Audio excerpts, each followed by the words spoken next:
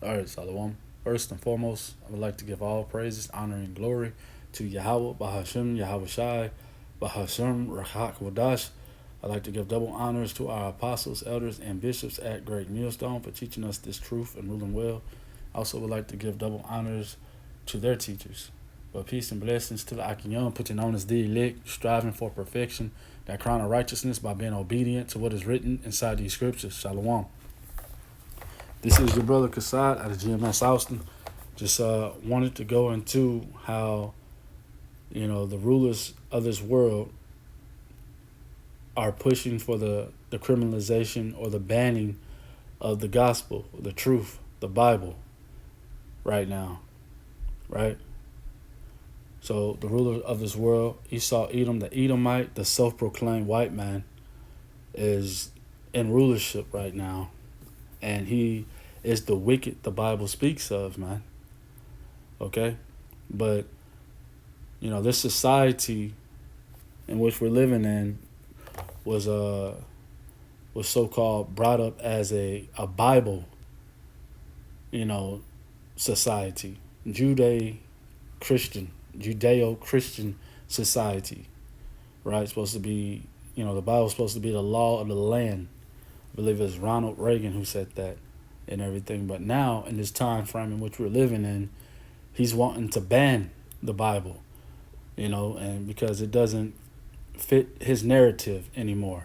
He can't use it and manipulate it like he's always done, you know, to try to, depict himself as being the righteous or being the God and all these other things, man.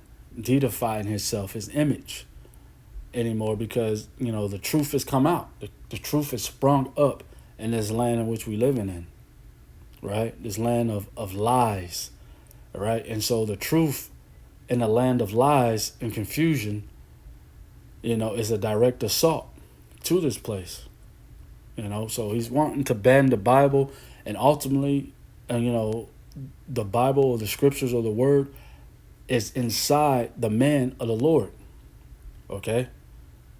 So just taking away the Bibles is never going to be good enough because the man of the Lord they have this word inside of them right now in this time frame in which we're living in, this truth. And so, it's all going to end up and it's all heading towards, the RFID microchip, the mark of the B. This is where this is heading towards persecution, time of Jacob's trouble, a time of none other, right? Trying to get rid of the perfect. So he's shooting at the perfect in the dark right now. But man, I'm gonna jump it off here at Nahum 3:1. Perfectly just be edifying to the body, man. It says, "Woe to the bloody city! It is all full of lies and robbery. The prey departed not, man." So Nahum was speaking of Nineveh, but we can apply this to Babylon the Great, which is America, in this time in which we're living in.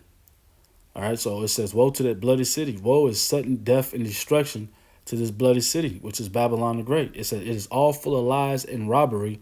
The prey departed not." Man, the prey are the Israelites. Okay, the prey are the Negroes, Hispanic, Native American Indians, man, and that the scriptures talks about how all the day long we are led to the slaughter. Here, man, we was told that we was niggas and spits. We was just proverbs and bywords. Here, ultimately, we was never given our true identity. Here. So until the Lord, poured back out His Spirit upon us around 1970, 1969. Through Abba Bimmons, who was, High Priest Abba Bimmons, who was Elijah, reincarnated. Okay, but this truth has sprung up and has been and spread around the whole world, and so now this devil is being revealed for who he is. So the scriptures, reveal who he is through his characteristics and what he'll be doing in the time frame in which we're living in, man. All right, and then the place in which we're living in, which is Babylon the Great. All right, so man, the whole world is seeing and noticing that, man, this is the man of sin. This is the man. This is the man, the wicked man. The scriptures talks about ultimately, the man of perdition. But this is Job 9:24. It says, the earth is given into the hand of the wicked. He covered the faces of the judges thereof. If not, where and who is he? Who else has covered the faces of the judges? Right? Putin just opened up the vault with the icons in it, depicting the man of the scriptures to be man of what you would call color or melanin, or the so-called black man at the end of the day. So he showed the apostles, the disciples, and even Yahweh Shai, who the world ignorantly calls Jesus, to be a man of color and not depicted as a blonde-haired, blue-eyed individual, man, as this world has painted the image of the judges into. All right, to depict their image, all right, their race of people, to deify their image in their race of people, And even right now, you won't hear anybody saying, in these high government places or in these churches and these pulpits about, man, why are they lying like this? All they're gonna say is it doesn't matter. So they're perpetuating the lie at the end of the day because they didn't correct it. So, man, it's more lies they're pushing. But, man, the earth is given into the hand of the wicked. By whom? By Yahweh. Okay? Yahweh has set him up to be the wicked, to fulfill the wickedness and pollute this world, in the time frame in which we're living in. He has the whole world mourning right now because the wicked is in rulership. Okay? It talks about that in the book of Proverbs, chapter 29:1, man, that the whole world is going to mourn. So what you see, like I was saying, the earth was given into the hands of the wicked, and it talks about it in Proverbs 29. And matter of fact, I'm going to grab it in my other situation. Let's see. Proverbs 29:1. 29. It says, Proverbs 29:1, it says, he that being often reproved, let's see, and 2. Proverbs 29:2, it says, when the righteous are in authority, the people rejoice, but when the wicked bear rule, the people mourn. So the whole world is mourning, okay? There's nobody rejoicing. And so we understand that, man, we are in the time that the wicked is in rulership, and we can see by who's ruling who the wicked is. Okay, and who the earth was given into the hand of. Because the scripture talks about in the book of Romans chapter 9, how the Lord has rose or set Esau Edom up as Pharaoh. He's the modern day Pharaoh. Okay, he has exalted him and everything. All right, lifted him up just so that when the Lord returns, he can bring him down to show his strength and his power. Okay, so it's all been a snare unto Esau Edom, man. This whole time frame in which we're living in, this whole rulership that he's in right now, a trap and a snare unto him. Okay, and the men of the Lord know these things, and that's why, man, we have confidence, and we have hope, and we have comfort inside these scriptures. Understanding that, man, this is only for a moment, his rulership, but, man, he is being sought out and found out, and we understand he has only but a short time. This is why he's going into the banning of the scriptures, the banning of the word, the banning of the preaching of the gospel, because he has to come down with great wrath in this time frame, as the Lord told him to try to, get the righteous off of the earth, but it's never going to happen like that. He's not going to fulfill any of his desires when it comes to deleting the elect of the house of Israel. This is Habakkuk 2:3. It says, for the vision is yet for an appointed time, but at the end it shall speak and not lie. Though it tarry, wait for it, because it will surely come and will not tarry, man. So the end is what we're talking about, is right now these prophecies being fulfilled, the wicked being revealed. All right, this is what's happening in the time frame in which we're in. And Scripture say once the wicked be revealed, the end will come. I believe that's in Second Thessalonians. Let's see if I got that. 2 Thessalonians 2. Let's see right here. And 3. It says 2 Thessalonians 2:3. It says, let no man deceive you by any means, for that day shall not come except there come a falling away first, which is 70 AD in Jerusalem, when Jerusalem fell. So we were scattered, went down into Africa and everything, and it says, and that man of sin be revealed, the son of perdition. Okay? So the son of sin, the son of perdition is being revealed in this time frame in which we living in. Okay? Let's see. All right? That's good.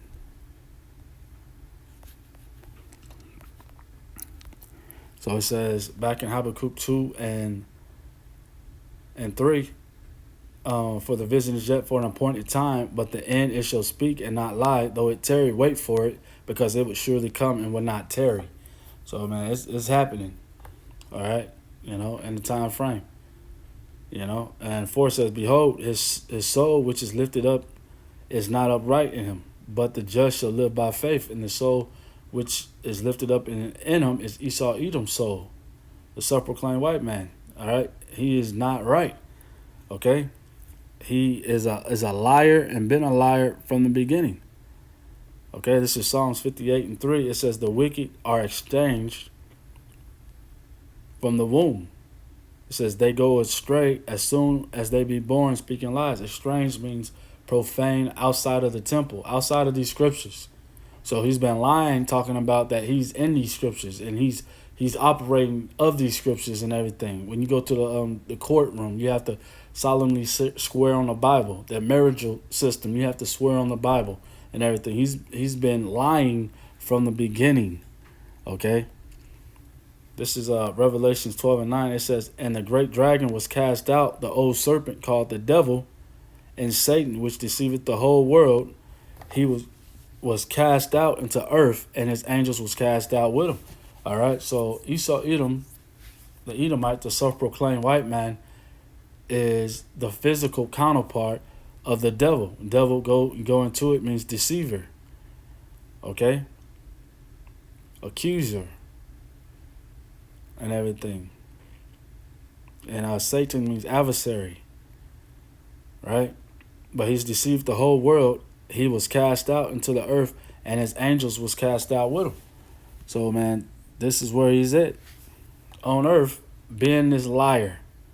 All right? Being the wicked. All right? So Esau Edom is incarnated the devil. All right? This is who he gets his power from, his ideas. This is his character in which he's operating in on the face of the earth. There's another scripture that goes into how he's more subtle than any beast of the field. Just going into his mannerisms and his characteristics and how the scriptures depict him, and pinpoint him down to the T. Okay? And why they have to, go about trying to ban the Bible or banning the Bible, the scriptures, because it's telling on them and who they are. Showing that they are not the holy people, man. Showing that they are the devil the Bible speaks of. So this is Genesis 3 and 1. It says, now the serpent was more subtle than any beast of the field.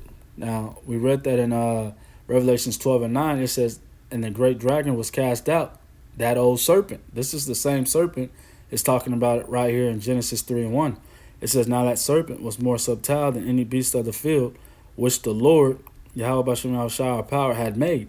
And he said unto the woman, yea, have Yahweh said, you shall not eat of every tree of the garden. So he's already in the garden, been a sorcerer, a wizard, conducting witchcraft, which is lies, ultimately, in the garden, man. All right, to Eve, and he beguiled Eve. And you're going to beguiled, that means enchanted Eve with the witchcraft. Let's see if I can grab something right quick in the book of Hosea, going into it, because matter of fact, let's grab this right quick.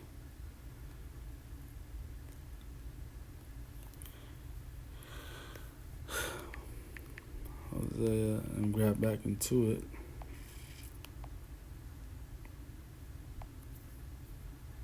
Hosea 13.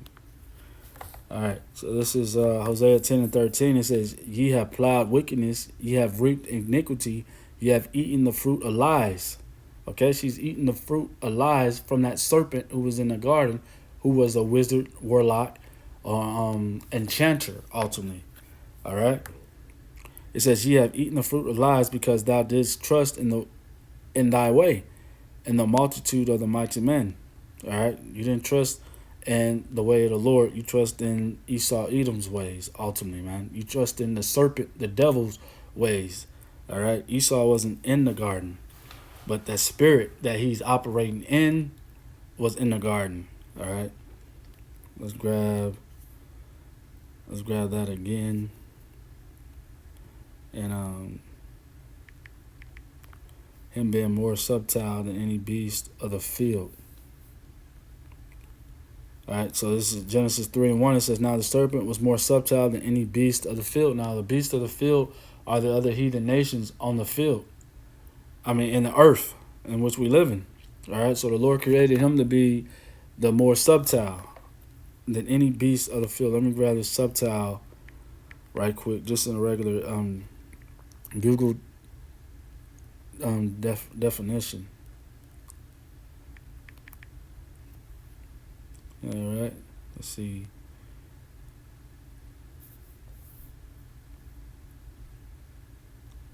Let's see.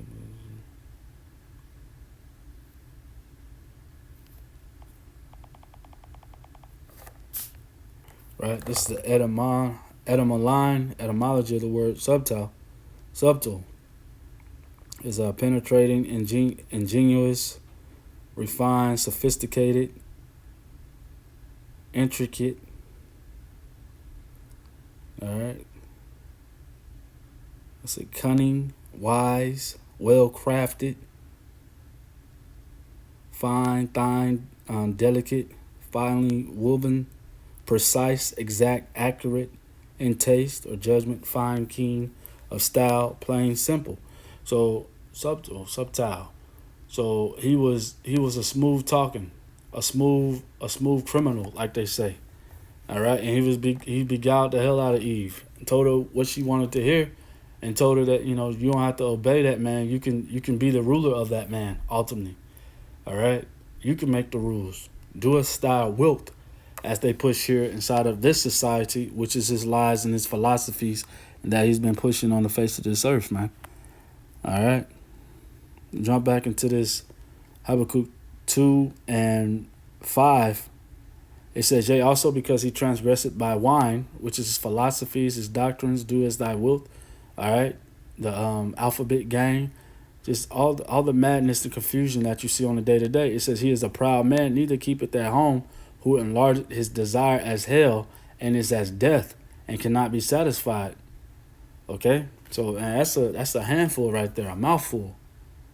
He enlarged his desire as hell and is as death, man. He wants to hellify the whole entire earth, man. He is as death, like a plague.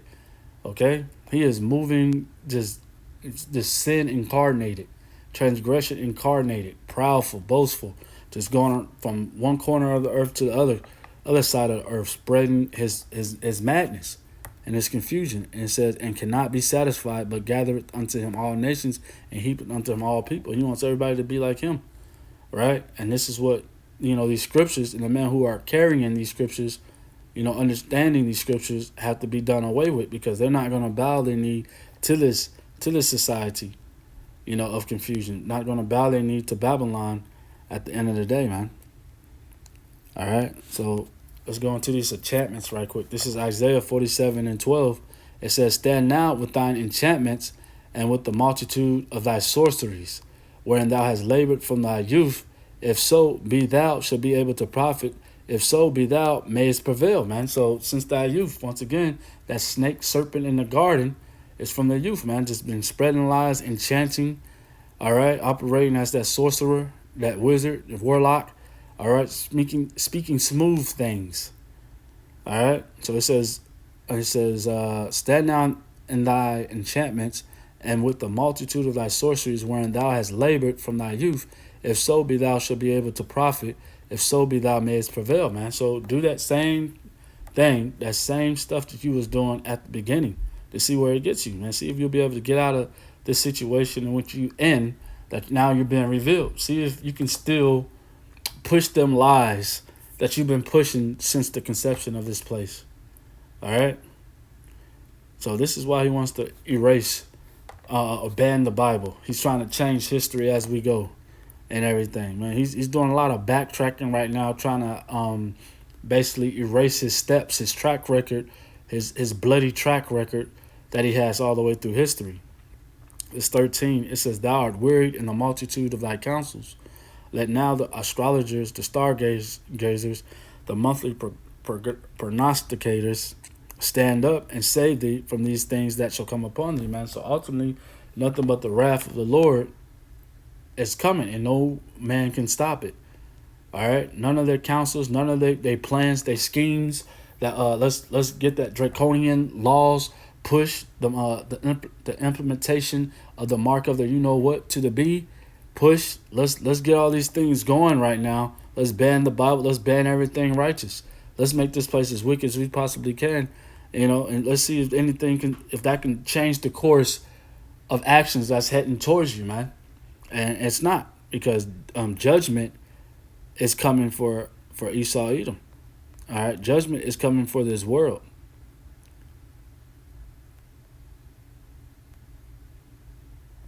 All right. So, and in the time frame in which we in, everything is being revealed, because the men of the Lord are out on the highways and byways, putting up lessons and telling the truth, preaching these scriptures in 100%, doctrine, in the time frame in which we in.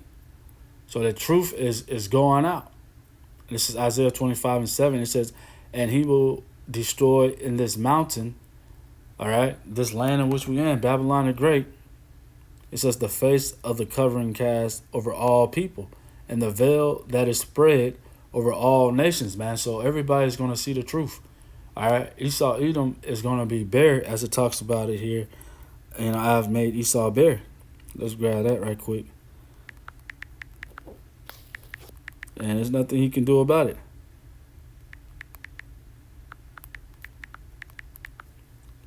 All right, this is Jeremiah 49:10.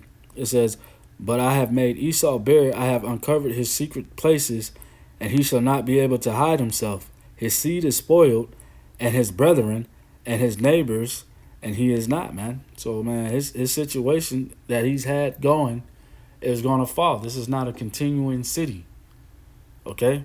Everything that he's been fixed it upon, or created upon, or built upon, has been nothing but lies.